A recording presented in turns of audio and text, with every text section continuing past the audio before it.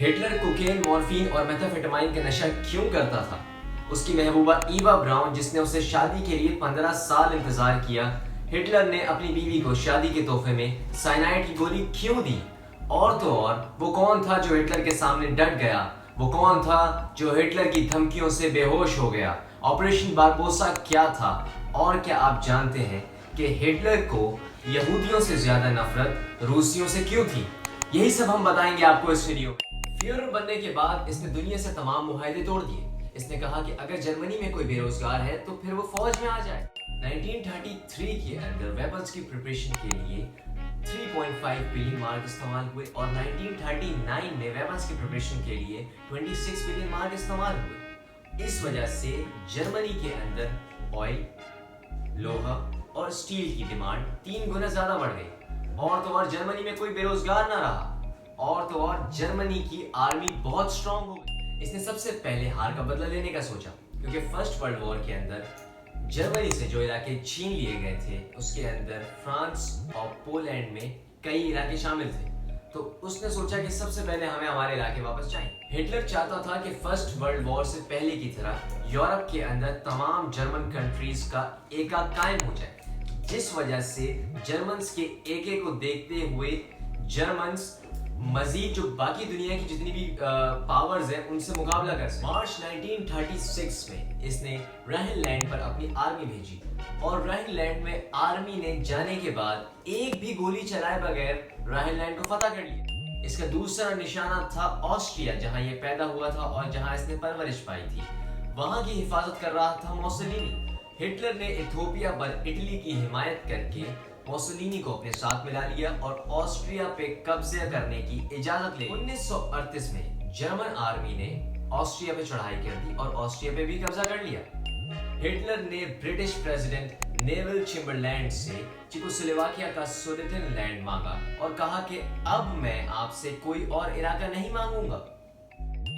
चैम्बरलैंड ने हिटलर की बात मान ली। ये उसकी सबसे बड़ी गलती थी। और फिर हिटलर ने चेकोस्लोवाकिया में बगावतें करवा कर पूरे मुल्क के टुकड़े टुकड़े कर दिए और फिर एक एक इलाका हड़प कर गया। और इस दौरान हिटलर ने चेकोस्लोवाकिया के सदर डॉक्टर एमल हेशल से मुलाकात की और डॉक्टर साहब को इतना धमकाया कि डॉक्टर साहब बेहोश हो गए। सिर्फ और सिर्फ हिटलर की धमकियों से वो बेहोश हो गए और उन्हें ग्लूकोज का इंजेक्शन लगाकर होश में लाना पड़ा। चेकोस्लोवाकिया के बाद हिटलर ने पोलैंड पर नजर की, लेकिन इस वक्त तक पूरी दुनिया समझ चुकी थी कि हिटलर एक झूठा और दगाबाज आदमी है जो कि वादे तोड़ देता है। फ्रांस और ब्रिटिश ने पोलैंड के साथ एक मुआहदा किया कि अगर जर्मनी पोलैंड पर हमला करेगा तो फिर फ्रांस और ब्रिटिश पोलैंड के साथ मिलकर जर्मनी का मुकाबला करेंगे। फिर पोलैंड और जर्मनी के बॉर्डर्स पर हालात दिन ब दिन खराब से खराब होते गए और एक दिन जर्मन फौजियों ने पोलिश सिटीजन्स का भेष बनाकर एक जर्मन रेडियो पर हमला कर दिया। हिटलर ने ये इल्जाम लगाया कि ये हमला तो पोलिश लोगों ने कराया है, इसीलिए हिटलर अपनी 15 लाख जर्मन फौज के साथ पोलैंड में चढ़ दौड़ा।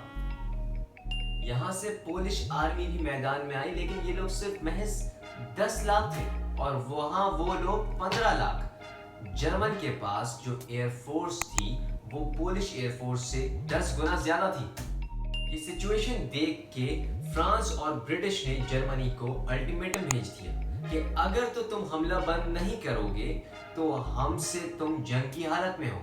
और ये अल्टीमेटम 9 बजे भेजा गया था और इस जंग को रोकने के लिए हिटलर के पास सिर्फ 2 घंटे थे, यानी कि सिर्फ 11 बजे तक का वक्त था। और फिर 11 बज गए, फिर 11:10 हो गए, कुछ नहीं हुआ।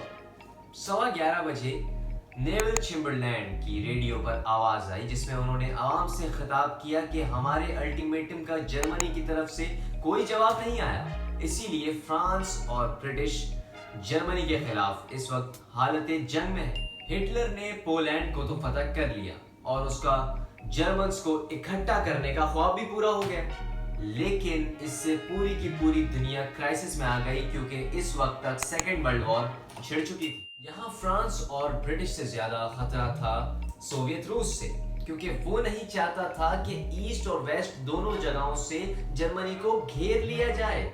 उसने रशियन प्रेसिडेंट स्टालिन को लालच दिया कि अगर स्टालिन जर्मनी से 10 साल तक जंग नहीं करेगा तो फिर जर्मनी रशिया को अपनी जीती हुई कंट्रीज में से कुछ कंट्रीज दे देंगी। इस बात पर दोनों का मुआहदा हो गया।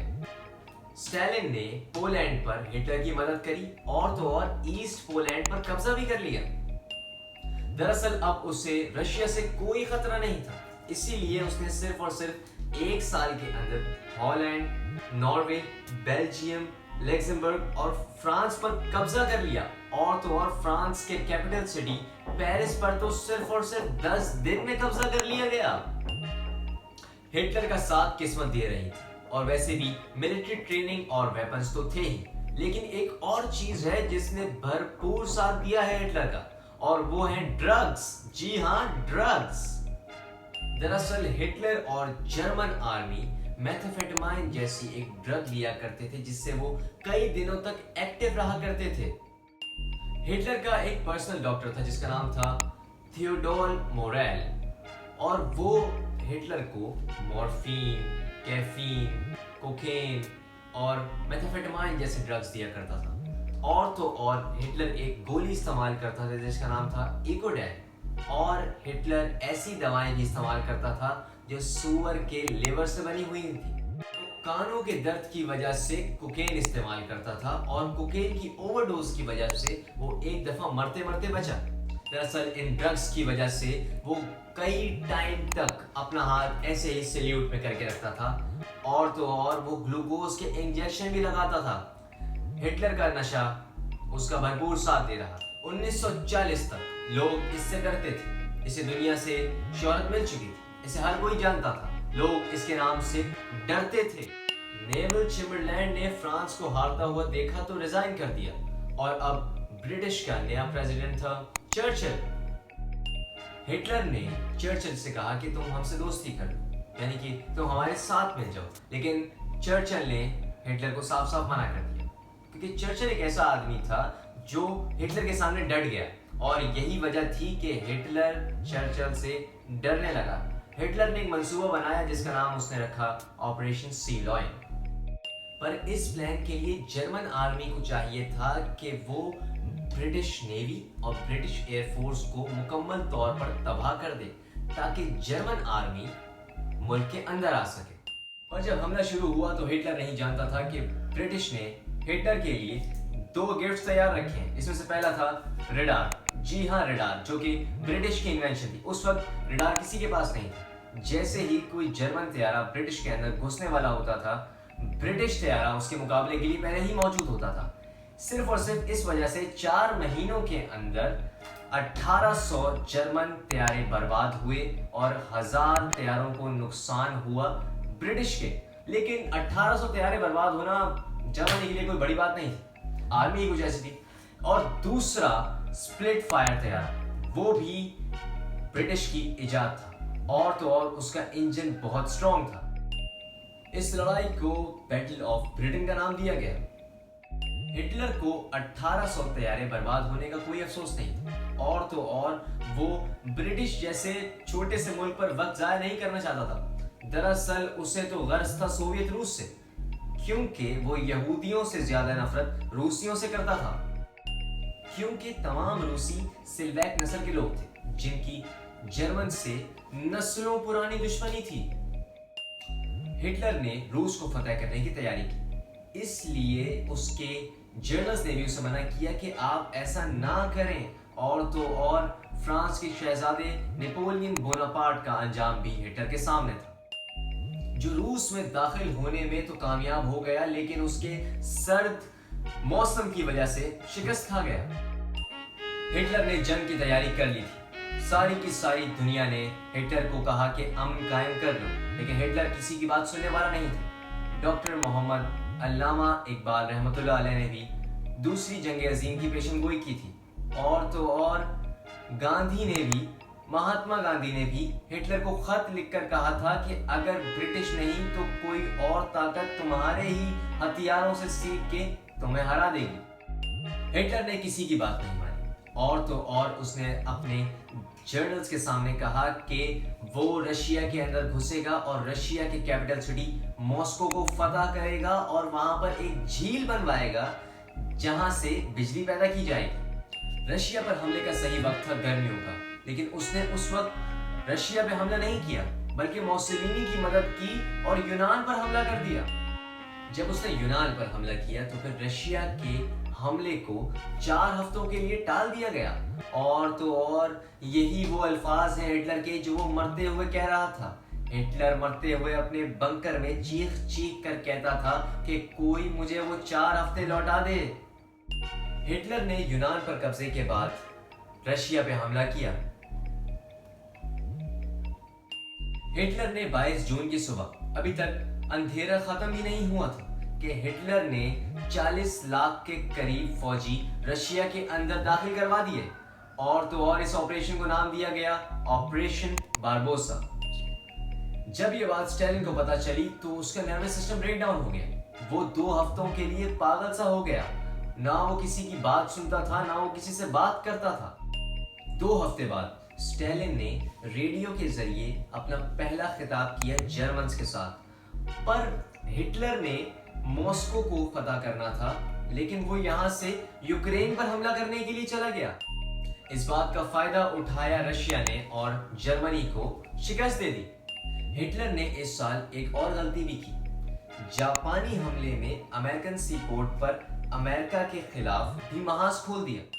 ہٹلر اسٹالن گارڈ پر قبضہ کرنا چاہتا تھا کیونکہ اسے لگتا تھا کہ اسٹالن گارڈ اسٹالن کے نام پر ہے تو اس سے وہ اسٹالن کو ذہنی ٹارچر کر سکتا ہے، لیکن سردی کی وجہ سے جرمن آرمی کو ہتھیار ڈالنے پڑے اور رشین آرمی جرمنی سے جیتنے لگی، اور رشین آرمی جیتتے جیتتے جرمنی کے کیپٹل سٹی برلن تک آ پہنچی، اور 6 جون 1944 میں امریکہ اور برٹش نے فرانس کے علاقے نارمینڈی میں فوج پر حملہ کر دیا، اور حملے کے دن کو ڈی ڈے کہا جاتا ہے، اور تو اور یہاں بھی جرمنی ہار گیا۔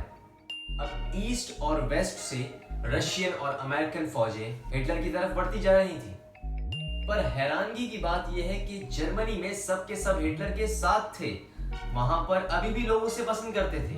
1944 20 اپریل کو ہٹلر کا برتھ ڈے کافی دھوم دھام سے منایا گیا۔ اب یہ بات تو کسی کو نہیں پتا کہ یہ ڈر کی وجہ سے تھا یا کسی اور وجہ سے، اور تو اور اسے نشہ بھی نہیں مل رہا تھا، وہاں پر اس کے ہاتھ پاؤں پھول رہے تھے اور جسم اندر سے کمزور ہو رہا تھا، اس کے بازو پر نشان پڑتے جا رہے تھے۔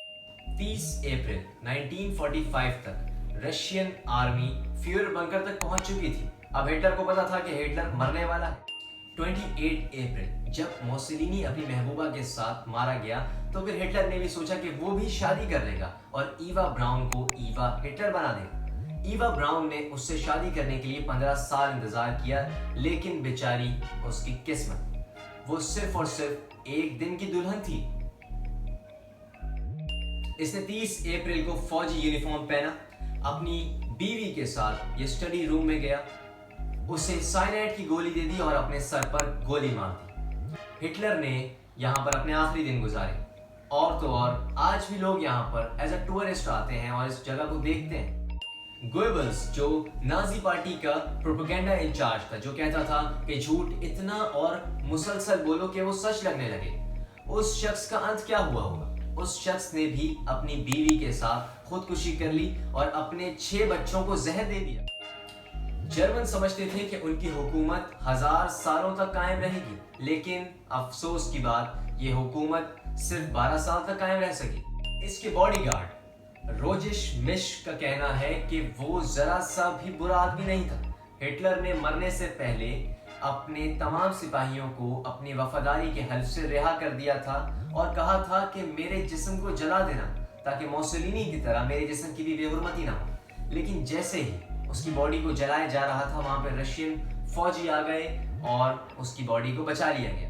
ہٹلر کی باڈی کا پوسٹ مارٹم کروایا گیا اور یہ ثابت ہوا کہ 56 سال کی عمر میں ہٹلر کے صرف 5 دانت اصلی تھے، اور پھر ہٹلر کی باقیات کو، ریمینز کو جرمنی کی ریور میں پھینک دیا گیا۔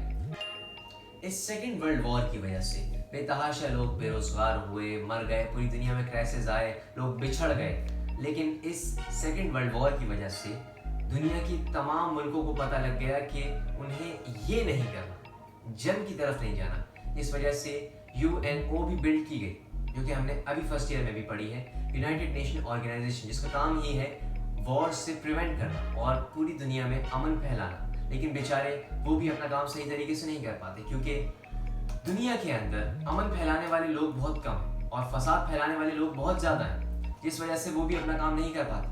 और अभी भी ऐसी जगहें हैं दुनिया के अंदर जो इस वक्त भी जंग की हालत के अंदर, कश्मीर है और अभी ये जो यूक्रेन के साथ जो हो रहा है, फलस्तीन है, बर्मा, सब आपके सामने ही है। और तो और हिटलर के बारे में एक और इंटरेस्टिंग फैक्ट कि जब हिटलर की किताब माइंड कैम्प 2016 में दोबारा शाया की गई तो वो फिर बेस्ट सेलर बन गई। Stay tuned with us for the next episode. Allah Hafiz.